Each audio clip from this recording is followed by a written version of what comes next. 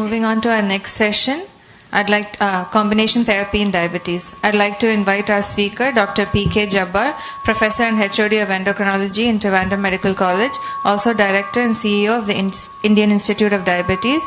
And I'd also like to invite Dr. R.V. Jayakumar, Professor and HOD of Medicine from Kottayam Medical College, and Dr. Kurian Xavier, Consultant Physician in SH Medical Center. Good morning. At the outset, let me thank Dr. Sadakatullah for inviting me to chair this session. And the speaker is none other than Dr. Jabbar ji. So that Dr. Jabbar is, as you know, he was a graduate of Tricur Medical College, did his MD in Kottayam, DM from KM Hospital, Mumbai. And he is now the leading endocrinologist of the Kerala, and he is the president-elect of All India Endocrine Society of India, which he is going to take charge very soon, in November or so, I think. So with these few words, I invite Dr. Jabbar to give his talk on this combination treatment. Good morning, everyone. My respected teacher, my mentor, Dr. Kurian, my teacher, Dr. Sharma sir, Sumaran sir, esteemed delegates, friends, ladies and gentlemen. First of all, as the IMC regulation is there, nothing to disclose. Okay, this session is not sponsored, and the topic or caption for the topic is combination treatment for type 2 diabetes mellitus. What I'm just planning to do here is to give a in-depth data, 17 or recent data published in the Lancet Endocrine Metabolism, and which gives lot of discomfort for physicians, administrators, and the patients probably. I will read the data. I'm one of the, at least, see, here you can see my name, Kottayam Jabbar. Okay, it's an error, but it's happened like that. Of course, see, the main concept was designed by Dr. Mohan. Of course, Jabbar sir is also actively involved in the discussions also. And we came out with this in-depth data. In-depth data, please read carefully. See, you have maximum diabetes patients. The national prevalence, please read, the national prevalence is around 11.5. And pre-diabetes is around 15.3%, hypertension. You can read the data here. Please look into the other aspect also here. The state with the highest prevalence. The total prevalence is 11.4. And the highest prevalence of hyperlipidemia, that's for Kerala state. And if you look into the abdominal obesity and generalized obesity, that the rank goes for Puducherry. So highly heterogeneous group. Please remember that. I will discuss the implications also. So this is the diagrammatic representation which gives diabetes prevalence is very high. Kerala, if you concentrate on the right side, the diagram, Kerala is having a figure more than 10, probably above that. I will read the exact data also. Please wait for that. The pre-diabetes also, you can see here, Kerala is having highest number here. Your neighboring states like Tamil Nadu and Karnataka, they don't have that much of pre-diabetes patients. See, they're highly heterogeneous. We do not know, or physicians doesn't know what's happening in the prevalence and contributing factor for increase in prevalence of pre-diabetes and diabetes. So if you see the data, this is the real data from Kerala state. So Kerala state, you have maximum number of patients with the diabetes mellitus. See, 24.7% in urban area, and rural area it's around 23%, and overall prevalence is 23. One of the important point here is there is no difference between urban and rural. See, previously we thought urbanization is making lot of confusion and getting lot of lifestyle related diseases. Now it's not really true. And the pre-diabetes mellitus, it's a slightly lower side, 16 to 18%. Please remember the heterogeneity in the prevalence. This is again incidence of hypertension. So we are discussing about the diabetes scenario, and hypertension scenario, it's also very high. We will look into our own data. Our own data, please see, this is around 45%. It's not a simple joke. So 45% of the patient has got hypertension. So multiple risk factors, multiple lifestyle diseases is coming up in a big way. And if you see the obesity part also, again Kerala's color is almost same. Red, always red. And if you see the abdominal obesity part also, Kerala is having lot of cases or individuals they are having abdominal obesity. See, these are real data from Kerala state. Generalized obesity and abdominal obesity to a tune of 62%. Very huge number of patients or individuals after 18, they are having abdominal obesity. Now this is regarding the hypercholesteremia. Here also in Kerala picture is also half of the population above 18 years they are having this problem. I want to discuss this topic. It's very important topic. This is published by Dr. Vijay Kumar from Pandalam. See, what is written there is not the prevalence, it's the incidence. So changing from or developing diabetes or new cases of diabetes mellitus, which is also very high, and they could document 5 risk factors for developing diabetes. What are the risk factors? We'll see here. The one factor is age, non-modifiable one, and family history of diabetes, which is not modifiable, and BMI of obese range and presence of central obesity are the significant risk factors for developing new diabetes mellitus. This data is from, I'm just reminding you this from Kerala State, Pathanamthitta district. Now, let us discuss the characters of a classical Kerala patient or Indian patient. Slightly different, there is no doubt about that. There are a lot of differences when you compare the phenotype or profile of an Indian patient versus Western patient. Now, coming to the topic now. So 7% is a magic figure. None of the data, you take any data, you take your own data from your own clinic. Most of the patients, at least internationally, around 40% of the patients with diabetes mellitus, they are having good control of diabetes mellitus. Remaining 60% or around 2/3 of the individuals or with the diabetes patient, their diabetes is not under control. So what is the implication of the glycosylated hemoglobin or increasing the prevalence of glycosylated hemoglobin? A lot of complications are linked with the increasing glycosylated hemoglobin. That's only implication. Now, coming to the ground reality, if you see the international data, it's a blue line is uncontrolled. Of course, their part also, in their country also, the glycosylated hemoglobin is not under control. And if you come to the Indian state, see here what is happening in a huge number, very significant number of patients, they are having uncontrolled diabetes mellitus. This is one data, this is from North India, so you can call it as tight data. There also significant number of patients, they are having uncontrolled diabetes. This is the data from INTAB data. INTAB data also giving the same message, diabetic patients are not getting good control. Now, this is today trial. It's international, various phases of trial. See, today, first phase, second phase, everywhere, glycosylated hemoglobin was not under control. So far, we have discussed about INTAB data. Number 2, patient has got uncontrolled diabetes mellitus internationally, especially in Kerala state also, simple message you'll get from INTAB data. INTAB data also shows the good control, it's only very small percentage. Interesting observation is here, around 25% of the patient in urban population. In urban population, they are getting good control. Whereas rural population, their control is not that good. Now, there lies the importance. When you look into the data again, INTAB Kerala data, we showed, I'll show you the one slide also. So, people are giving anti-diabetic. We have seen a lot of prescriptions. A standard prescription from a rural area is Dionil, Ravile Unna, Ucheki Unna, Ratri Unna, or Nalira Anjunaram. That's all. That's a usual prescription. Single tablet people are taking. That is not correct. At least you go for multiple drugs, at least 2 drugs for a starting medication for diabetic patients. What is the importance? Because basically this type 2 diabetes mellitus is a progressive disease, whatever said and done. When I was a student, we thought and I say, okay, DPP4 is coming.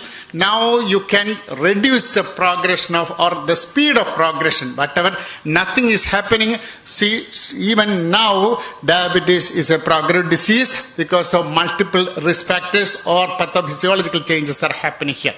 Now, very important message, long-term glycemic control remains very, very difficult to attain due to progressive reduction of beta cell mass. That's a very important message.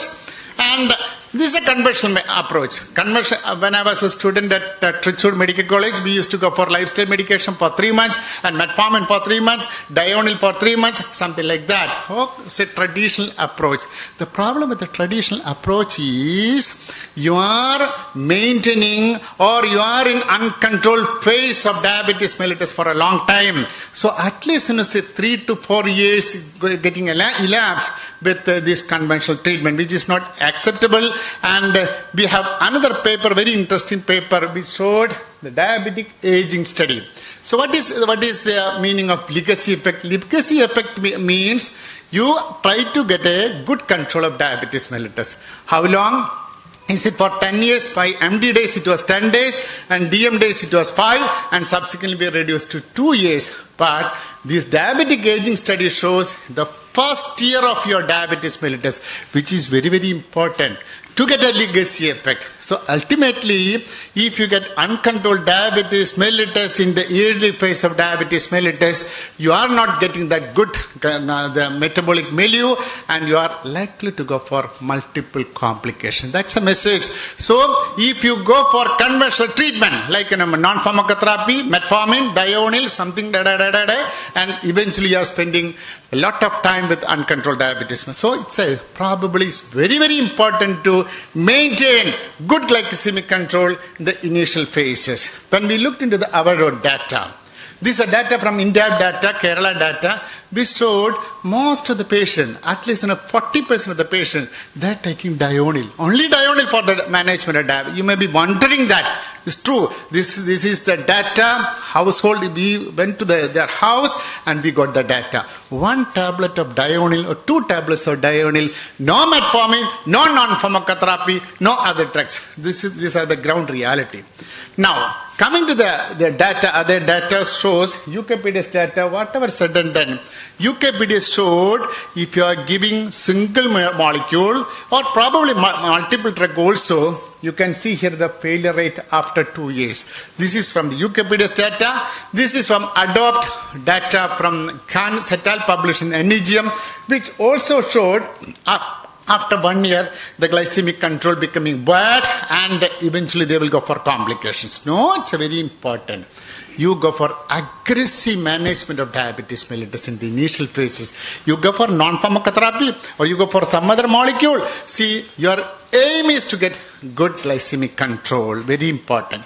Now this is a picture. You go for that, metformin, something like that, 2 drugs, 3 drugs, 4 drugs, and probably after 10 years only you are starting insulin. That is not correct. So the concept is good early control, so you will get a good durability also.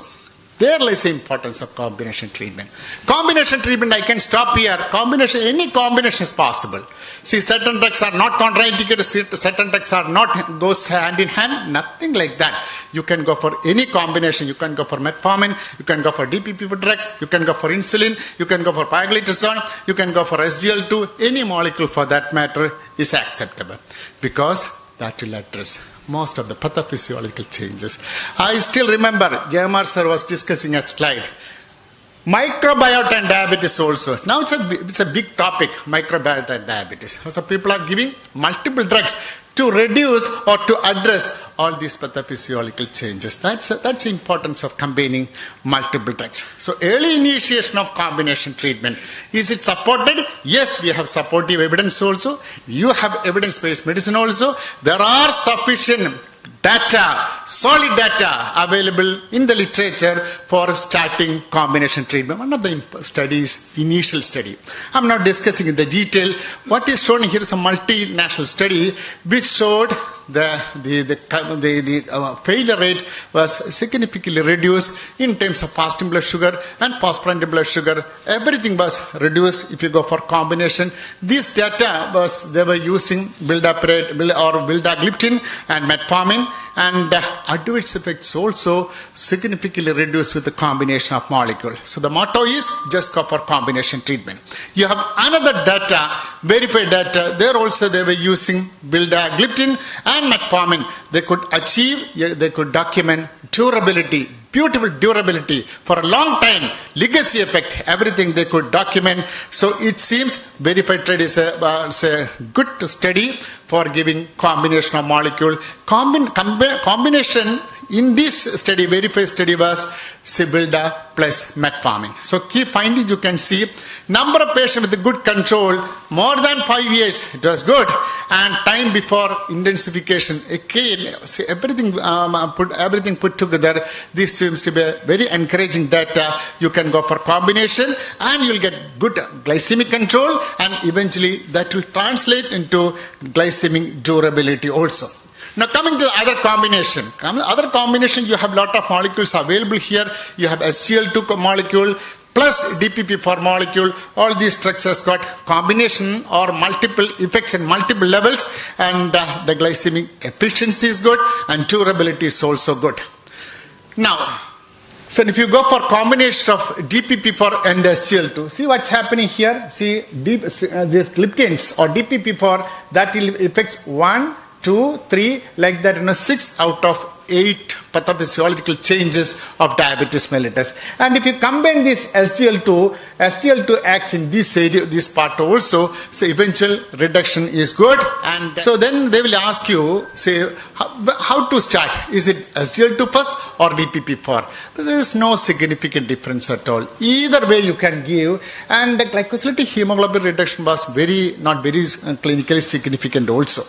So now what is shown here in this chart, if you go for SGL2 first and DPP4 drug, it seems giving better result. That's a message from here.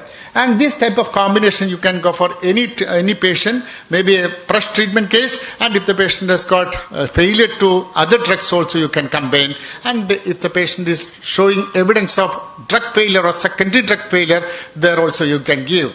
Now, what about the guidelines? American Diabetic Association, all the recommendations gives the information that early, aggressive and combination treatment is better for a good glycemic durability as well as for outcome. These are the data from American Diabetic Association 2023, and in addition to that, you have lot of data are being published in various literature. This is one of the literature. There also, if you go for combination of treatment, glycosylated hemoglobin fasting postprandial is significantly reduced with this combination treatment. These are the data, and we have other data also. This is published in Diabetes Care Journal, which also combination of multiple drugs, including SGL2, DPP4 and metformin, gives additive effects and complementary effects, and glycosylated hemoglobin is very good.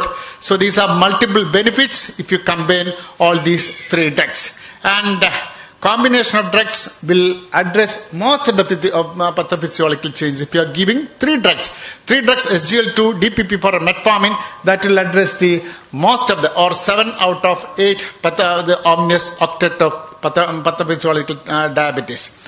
Now, this is a Diabetes Care Journal. There also, if the patient has got high glycosylated hemoglobin defined as more than 7.5% of the glycosylated hemoglobin, you can combine. This is one Indian data which also showed combinations doing wonder in terms of glycemic efficiency, glycemic durability. So it gives a more confidence, and probably is a good step to give multiple drugs in the initial phases itself. This is the data. This is another data, Indian data, the space data, which also showed the sitagliptin add-on insulin was useful. So you can go for any combination in your clinical practice. Not only glibenclamide, metformin, any combination is acceptable. Ladies and gentlemen, let me summarize my talk like this. See, you have the drugs which will address pathophysiological changes and eventual reduction of glycosylated hemoglobin, durability, and complication, both micro as well as macrovascular complication, and that will definitely translate to the reduction of complication. Thank you very much. Let me sign off. Thank you very much. Thank you, Dr. Jabbar, for the excellent talk and finishing on time. I'm sure there will be a lot of questions and comments. I think the combination therapy we Indians are supposed to be very good in making combination therapy. Good old days, 30 years ago, when the sulfonylurea in the glibenclamide came in 1970, Indians came out with a combination of sulfonylureas plus metformin. Then the Americans start laughing at it. What is this Indians? They are good in making combination, but they don't understand the pharmacology of the drugs. See, glibenclamide has to be given before meals, metformin given to be after meals. These fellows are giving combination together. What is this? And they are looking funny at us. And now it took about 30 years to say that combination is better. So I think Indian brains are much, much better than the Americans one, but the problem is always ADA comes first, guidelines. There is the Indian guidelines, nobody looks at it. That is a problem. And second thing is, type 2 diabetes management combination is is important because I always tell my patients, because a combination advantage is the patient is saying, oh, I am taking only one tablet, but it may be having three chemicals in it. So that way we are able to convince the patient we are giving you the least amount of drugs. Don't worry, because side effects are much less because only one tablet you are taking. But the thing is that I always tell them, type 2 management is managing just like a cricket match. So Tendulkar is a number one batsman. If you make an Indian team with 11 Tendulkars, is it going to win the game? No. You have to require batsman, bowler, fielder, wicket keeper, everything. Like that, type 2 diabetes management has to take different drugs acting in different direction so that it will be able to win the game very fast. So I personally feel that is, we Indians were using it much more earlier. Now the whole world has accepted it because the compliance is the one thing which is very important. One tablet they will be able to take it. Doctor. Thank you, Dr. Jabbar, for highlighting the need for aggressive early management of diabetes because it is a dynamic metabolic disorder, and also highlighting on the legacy effect. I think it's very important. And I think now our practice is changing because the availability of information on the pathophysiology and also the vast array of drugs available. Thank you for touching on those. The floor is open for discussion. No, Dr. Kurian, in fact, people are not changing. What we understood from the interior part, rural area, Idiki, Wayanad and all, they are taking only dionyl, no metformin. Okay, it's very common to see. Even Ernakulam district also, we have visited, personally I visited few areas in that Vaitila rural area. It's not purely rural, but there also people are taking dionyl. And the explanations are, drug is easily available. Yes, that is the only thing. Our government is also supplying free. No, sir, we are giving glimepiride now in government. We are not entertaining glipin, but still they are taking only one tablet or secretococ, nothing more. No non-pharmacotherapy, eating 1 kilo beef and 1 kilo.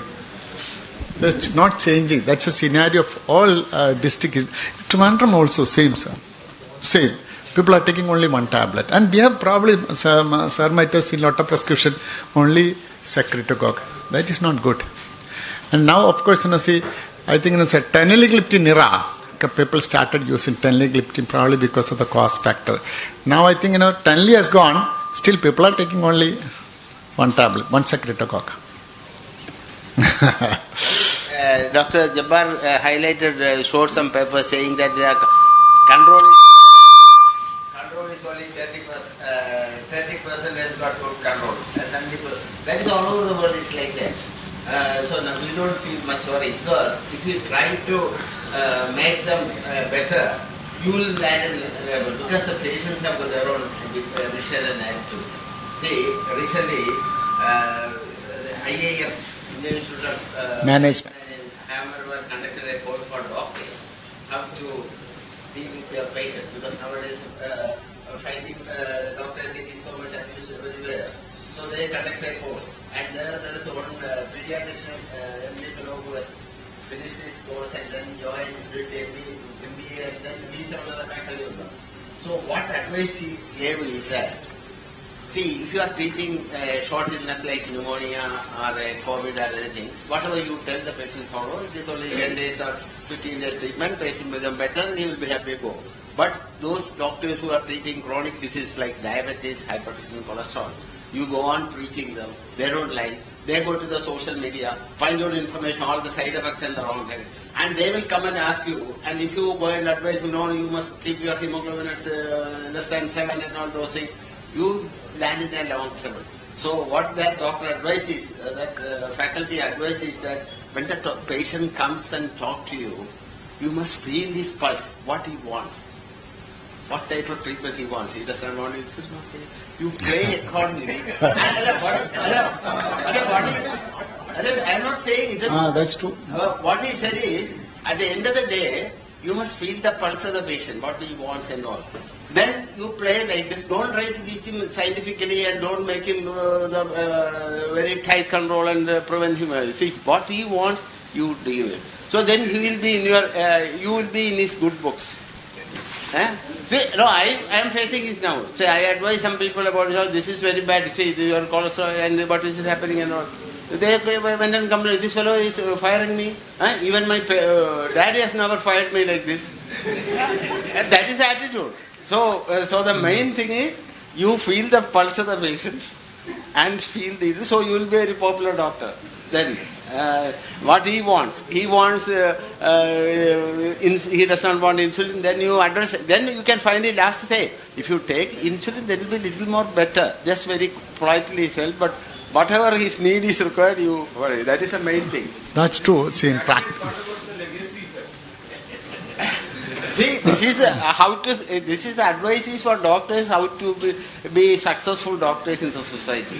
I think people are very active in social media. It's not for the doctors how good you are managing diabetes. It is how you are very popular and good with the patients. You feel the pulse of the society and feel like. I think social media is making a lot of impact and influence on public also. And they are asking, "This hemoglobin 7 madiyo? 6 aaya kolappundo?" One fellow from Kottayam only, his glycosylated hemoglobin is only 6 and his age is very, very young guy, 80 only, 80 plus. Still he wants to get a glycosylated hemoglobin of 6.5 as per the social media quoted by one fellow. So people are much bothered about glycosylated hemoglobin. They want to reduce. If he develops a hypoglycemia, you will be in trouble. That's what we are saying. 80 plus hypoglycemia, that's madi. Social media is making a lot of fuss and confusion. Thank you very much. Thank you, sir. I'd like to invite Dr. R.V. Jayakumar to present a memento to Dr. P.K. Jabbar. Computer.